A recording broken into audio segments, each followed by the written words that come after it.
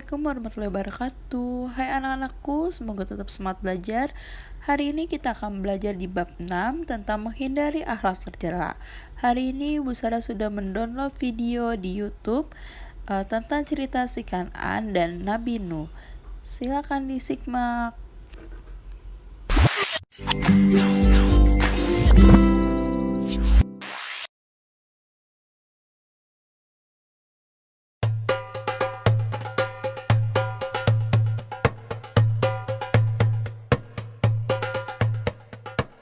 Nabi Nuh merupakan keturunan ke-9 dari Nabi Adam alaihi salam.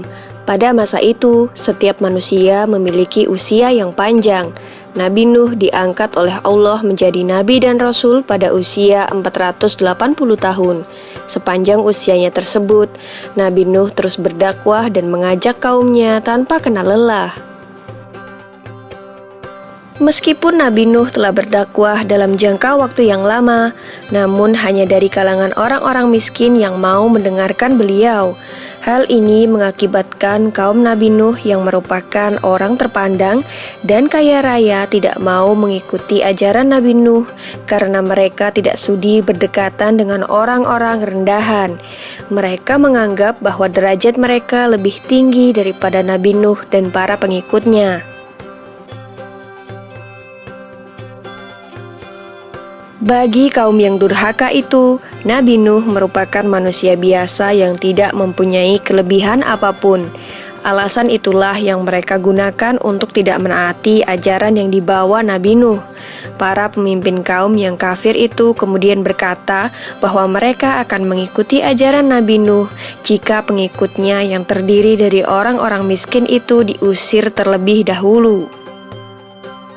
Tentu saja Nabi Nuh menolak permintaan mereka. Penolakan itu membuat para pemimpin kaum yang kafir merasa kesal, kemudian mereka menantang Nabi Nuh. Jika memang kedurhakaan mereka kepada Allah akan mendatangkan azab yang besar, maka mereka meminta Nabi Nuh untuk segera mendatangkan azab yang besar tersebut. Begitulah sikap kaum Nabi Nuh yang sombong dan angkuh. Mereka menentang Nabi Nuh dan mereka juga menentang murka Allah. Mereka kemudian bergegas meninggalkan Nabi Nuh. Sebagian dari mereka bahkan berteriak dan mengejek Nabi Nuh sebagai orang gila yang tidak tahu diri. Dengan demikian, kaum Nabi Nuh yang durhaka itu tetap melakukan penyembahan terhadap berhala dan tidak memperdulikan ajakan Nabi Nuh untuk bertaubat. Mereka menyembah patung-patung yang mereka anggap sebagai Tuhan karena sesuai dengan ajaran leluhur mereka sejak dahulu. Allah kemudian memberikan petunjuk kepada Nabi Nuh agar membangun bahtera kapal yang besar di puncak bukit. Meskipun dikerjakan bersama dengan para pengikutnya, ternyata pembuatan kapal tersebut memakan waktu yang lama. Nabi Nuh harus diuji kesabarannya menghadapi kaumnya yang memandang pekerjaannya itu sebagai pekerjaan orang gila. Mereka mengejek Nabi Nuh sebagai orang bodoh karena tidak membuat kapal di laut, melainkan membuatnya di atas bukit. Salah satu dari mereka lalu berkata, "Lihatlah apa yang dilakukan Nuh.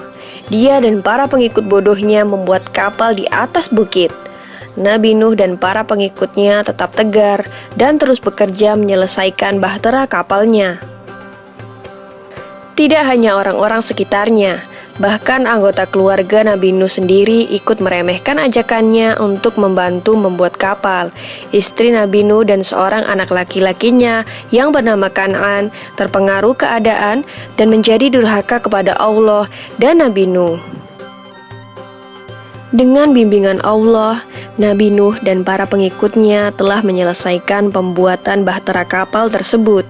Allah kemudian memerintahkan Nabi Nuh untuk bersiap-siap karena bumi telah diperintahkan untuk memancarkan air dari dalam perutnya dan langit mulai hujan lebat.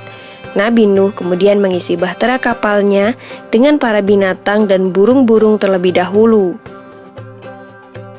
Berbagai macam jenis hewan mendatangi bahtera kapal Nabi Nuh secara berpasangan jantan dan betina. Tiada seekor jenis hewan pun yang terlewat, karena Nabi Nuh menunggu para hewan masuk dengan sabar. Bahtera yang besar itu ternyata dapat menampung segala jenis hewan yang telah masuk ke dalamnya. Dalam sekejap, banjir bandang melanda seluruh bumi yang mengakibatkan seluruh daratan mulai menghilang. Nabi Nuh yang berada di atas kapal terus berdoa kepada Allah untuk diberi keselamatan. Tak lama kemudian, beliau melihat putranya, Kan'an, yang berenang menyelamatkan diri. Nabi Nuh merasa tidak tega dan berusaha menyelamatkan putranya itu. Namun Kan'an ternyata masih keras kepala. Ia malah berenang menuju daratan yang tersisa karena berpikir mungkin ia akan lebih aman di sana. Namun Allah berkehendak lain. Ombak besar datang ke arah Kan'an. Ia pun akhirnya tenggelam tergulung ombak. Tak lama setelah seluruh kaum Nabi Nuh yang durhaka tenggelam, banjir berangsur surut. Nabi Nuh bersama para pengikutnya dan hewan-hewan yang berada di dalam kapal mulai keluar perlahan-lahan dan mulai membangun tempat tinggal mereka yang baru.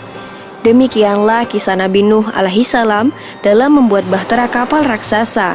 Semoga kisah ini bermanfaat bagi kita semua. Amin ya robbal alamin.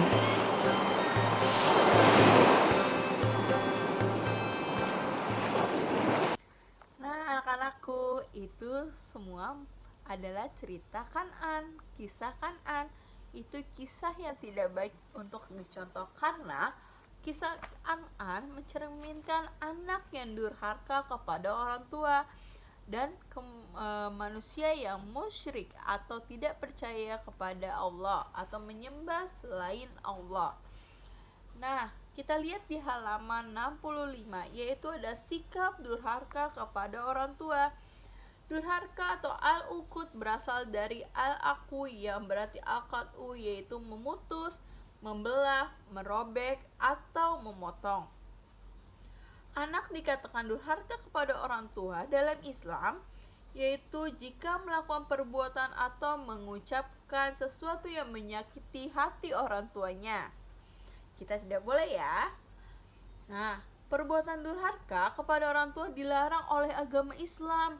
Bahkan termasuk dosa yang besar setara dengan mempersekutukan Allah Subhanahu wa taala. Nah, dari cerita kisah Kan'an tadi, kita bisa lihat beberapa contoh sikap durhaka kepada orang tua. Yang pertama, berbicara dengan kata-kata kasar. Tanda seseorang beradab, berbudi, dan tahu sopan santun adalah bertutur kata dengan kata-kata yang halus kepada orang tua atau yang lebih muda, kepada ibu, ayah, kakak, ataupun adik. Nah, yang kedua yaitu menghardik. Menghardik berarti membentak atau melontarkan kata-kata yang keras atau kata-kata yang tidak patut kita dengarkan atau kita bicarakan kepada orang tua kita. Nah, itu juga nomor 3. Sekarang yang ketiga itu merendahkan orang tua. Merendahkan orang tua tidak baik ya nak. Karena merendahkan artinya memandang orang lain lebih rendah dan derajatnya daripada kita. Merendahkan orang tua akan membuatnya sedih, kecewa. Nah, yang keempat, tidak mengakui sebagai orang tua. Semoga anak-anak Busara tidak melakukan itu ya. Malu dengan keadaan orang tua yang tidak seperti orang tua yang lain merupakan sikap tercela. Ya, sikap ini adalah tanda-tanda kita melupakan jasa orang tua yang telah merawat, memberikan kasih sayang, menafkahi kita agar kita bisa sekolah serta membeli apa yang dibutuhkan. Yang kelima, melawan perintahnya. Kita wajib melaksanakan perintahnya selama perintahnya sesuai dengan ajaran Allah Subhanahu wa taala. Ridho Allah terletak pada ridho orang tua dan kemurkaan Allah terdapat pada kemurkaan orang tua. Oke nak, lanjut di halaman 67. Menghindari sikap durhaka kepada orang tua. Di sini ada 5 poin. Yang pertama, selalu mengingat Allah Subhanahu wa taala. Yang kedua, tidak meninggalkan perintah Allah Subhanahu wa taala, tidak pernah meninggalkan sholat. Yang ketiga, selalu berbuat baik kepada orang tua. Yang keempat, selalu mengingat kebaikan orang tua dan mendoakannya. Yang kelima, selalu mengingat bahwa ridho kedua orang tua adalah ridho Allah Subhanahu wa taala.